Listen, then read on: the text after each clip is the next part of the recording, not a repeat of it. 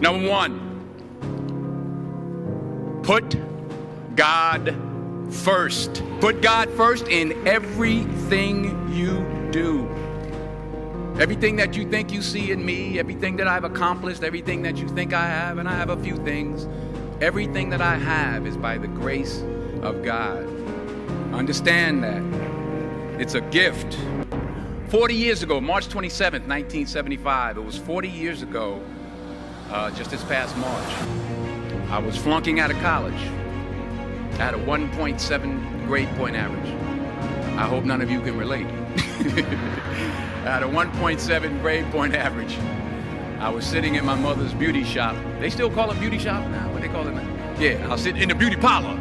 I was sitting in my mother's beauty parlor, and I'm looking in the mirror, and I see behind me this woman under the dryer. And every time she looked up, every time I looked up, she was looking at me, just looking me in the eye. I didn't know who she was, and I said, she said, somebody give me a pen, give me a pencil. I have a prophecy. March 27, 1975, she said, boy, you are going to travel the world and speak to millions of people. Now, mind you, I was flunked out of college. I'm thinking about joining the army. I didn't know what I was going to do, and she's telling me I'm going to travel the world and speak to millions of people. Well, I have traveled the world, and I have spoke to millions of people. But that's not the most important thing, the success that I had. The most important thing is that what she taught me and what she told me that day has stayed with me since. I've been protected. I've been directed. I've been corrected. I've kept God in my life, and it's kept me humble. I didn't always stick with him, but he always stuck with me. So stick with him in everything you do. If you think you want to do what you think I've done, then do what I've done and stick with God. Number two, fail big. That's right. Fail big. Today's the beginning of the rest of your life, and it can be very frightening. It's a new world out there. It's a mean world out there, and you only live once. So do what you feel passionate about. Take chances professionally. Don't be afraid to fail. There's an old IQ test, was 9 dots, and you had to draw 5 lines with a pencil within these 9 dots without lifting the pencil. The only way to do it was to go outside the box. So don't be afraid to go outside the box. Don't be afraid to think outside the box. Don't be afraid to fail big, to dream big. But remember, dreams without goals are just dreams, and they ultimately fuel disappointment. So have dreams, but have goals.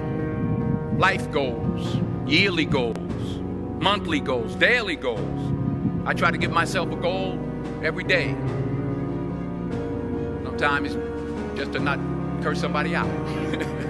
Simple goals, but have goals. And understand that to achieve these goals, you must apply discipline and consistency. In order to achieve your goals, you must apply discipline, which you have already done, and consistency every day, not just on Tuesday and this a few days. You have to work at it every day. You have to plan every day. You've heard the saying, we don't plan to fail, we fail to plan. Hard work works. Working really hard is what successful people do. And in this text, tweet, twerk world that you've grown up in, remember, just because you're doing a lot more doesn't mean you're getting a lot more done. Remember that. Just because you're doing a lot more doesn't mean you're getting a lot more done. Don't confuse movement with progress. My mother told me, she said, yeah, because you can run in place all the time and never get anywhere. So continue to strive, continue to have goals, continue to progress. Number 3, you'll never see a U-Haul behind a hearse. I'll say it again. You'll never see a U-Haul behind a hearse. I don't care how much money you make, you can't take it with you. The Egyptians tried it. They got robbed. That's all they got. You can't take it with you. And it's not how much you have. It's what you do with what you have. We all have different talents. Some of you will be doctors, some lawyers, some scientists, some educators, some nurses, some teachers. Yeah, okay. Some preachers. The most selfish thing you can do in this world is help someone else. Why is it selfish? Because the gratification, the goodness that comes to you, the good feeling that I get from helping others, nothing's better than that. Well, one or two things, but nothing's better than that. Not jewelry, not big house I have, not the cars, but it's the joy. That's where the joy is, in helping others. That's where the success is, in helping others. Finally, I pray that you put your slippers way under the bed tonight, so that when you wake up in the morning, you have to get on your knees to reach them. And while you're down there, say thank you for grace. Thank you for mercy. Thank you for understanding. Thank you for wisdom. Thank you for parents. Thank you for love. Thank you for kindness. Thank you for humility. Thank you for peace. Thank you for prosperity.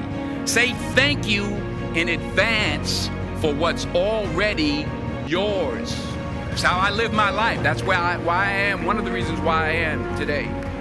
Say thank you in advance for what is already yours. True desire in the heart for anything good is God's proof to you sent beforehand to indicate that it's yours already. I'll say it again. True desire in the heart, that itch that you have, whatever it is you want to do, that thing that you want to do to help others and to grow and to make money, that desire, that itch, that's God's proof to you, sent beforehand already to indicate that it's yours. And anything you want good, you can have. So claim it. Work hard to get it. When you get it, reach back. Pull someone else up. Each one, teach one. Don't just aspire to make a living. Aspire to make a difference. Every failed experiment is one step closer to success. You've got to take risks, and I'm sure you've probably heard that before, but I want to talk to you about why that's so important. I got 3 reasons, and then you can pick up your iPhones. First, you will fail at some point in your life. Accept it. You will lose. You will embarrass yourself. You will suck at something. There's no doubt about it. And I know that's probably not a traditional message for a graduation ceremony, but hey, I'm telling you, embrace it, because it's inevitable. And I should know. In the acting business, you fail all the time. Early on in my career, I auditioned for a part in a Broadway musical. Perfect role for me, I thought, except for the fact that I can't sing. So I'm in the wings, I'm about to go on stage, but the guy in front of me, he's singing like Pavarotti. He's just, and he's just going on and on and on. And I'm just shrinking. I'm getting smaller and smaller. So they say, oh, thank you very much, and you'll be hearing from us. So I come out with my little sheet music, and it was Just My Imagination by The Temptations. That's what I came up with. So I hand it to the accompanist, and she looks at it and looks at me and looks out at the director, and it's like, nice. So I start, I'm going to sing. I'm like, it says once again, and then coming away with me. And I'm not saying anything, so I'm thinking I'm getting better. So I start getting into it. Running. This, thank you very much, Mr. Washington. Thank you. So I assumed I didn't get the job. But the next part of the audition, he called me back. The next part of the audition is the acting part of the audition. So I'm like, hey, okay, maybe I can't sing, but I know I can act. So they pair me with this guy, and again, I didn't know about musical theater. And musical theater is big, so they can reach everyone all the way in the back of the stadium.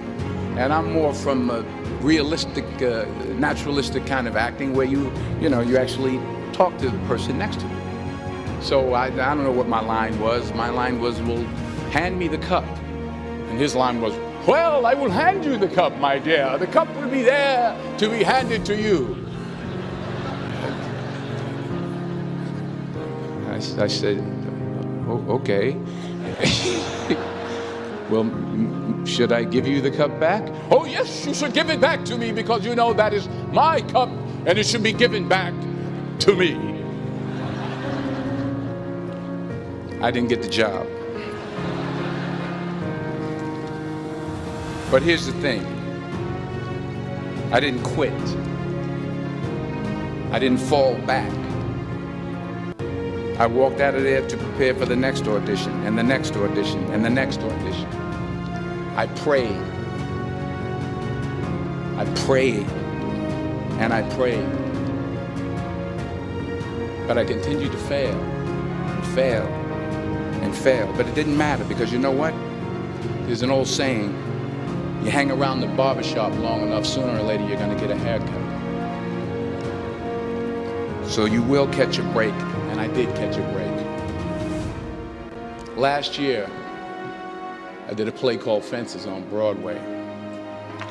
So someone talked about it. Won the Tony Award. And I didn't have to sing, by the way. But here's the kicker. It was at the Court Theater. It was at the same theater that I failed that first audition 30 years prior.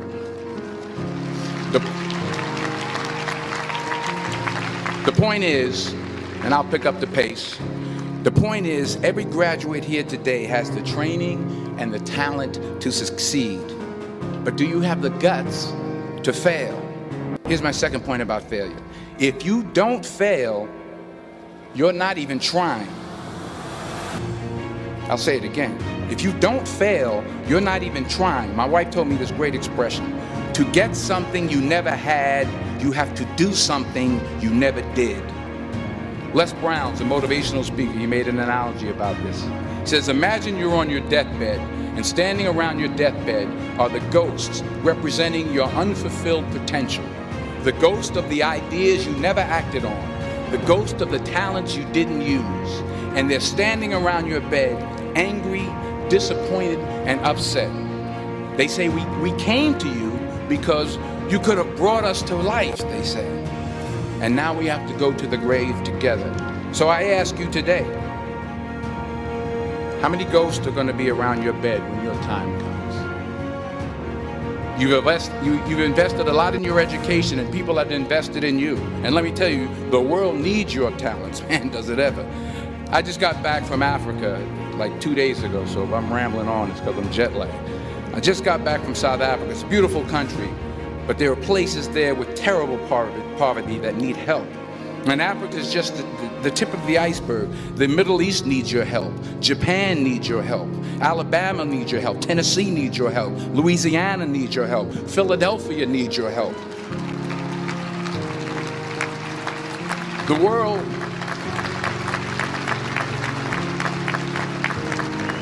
world needs a lot, and we need it from you. We really do. We need it from you young people. I mean, I'm not speaking for the rest of us up here, but I know I'm getting a little grayer. We need it from you, the young people, because remember this. So you got to get out there. You got to give it everything you got, whether it's your time, your talent, your prayers, or your treasures.